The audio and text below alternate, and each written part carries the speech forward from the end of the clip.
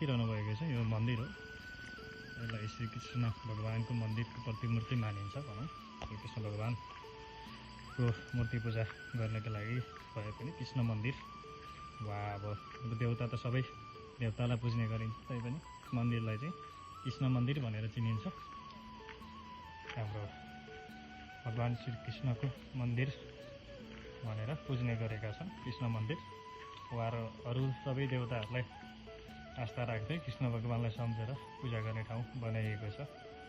हेर्नुहोला कति सुन्दर मन्दिर बनेको छ। गोर्खा जिल्ला सैदलखानी गाउँपालिका वडा नम्बर 6 धार्चे टोलको स्कुल।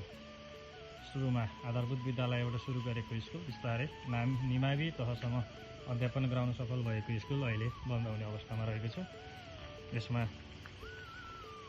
5 कक्षासम्म मैले पनि अध्ययन गर्ने मौका पाएको थिएँ। आफ्नो गौरव, आफ्नो शान, आफ्नो गाउँको स्कुल अहिले बन्द भएको देख्दा अलिक खल्लो त लाग्छ। बनेको बिल्डिङको संरचना चाहिँ हेर्नु होला।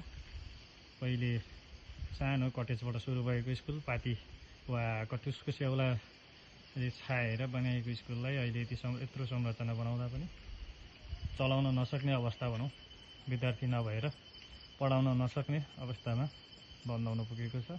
त्यो पनि हेर्नुहोस् कति सुन्दर देखिन्छ। चौताराको मुनि शीतल हावा, बर पिपलको चौतारो, सबमात्रो स्कुल अहिले बन्द हुन पुगेको छ। यहाँबाट सुन्दर नजराहरू देखेर पढ्ने गरेको स्कुल अहिले अब यसलाई जसरी हुन्छ बचाउँ भन्ने अभियानतिर लाग्नुपर्ने हो। है देशले के नपाएको, के नदिएको अहिले चाहिँ बन्द हुने अवस्थामा छ।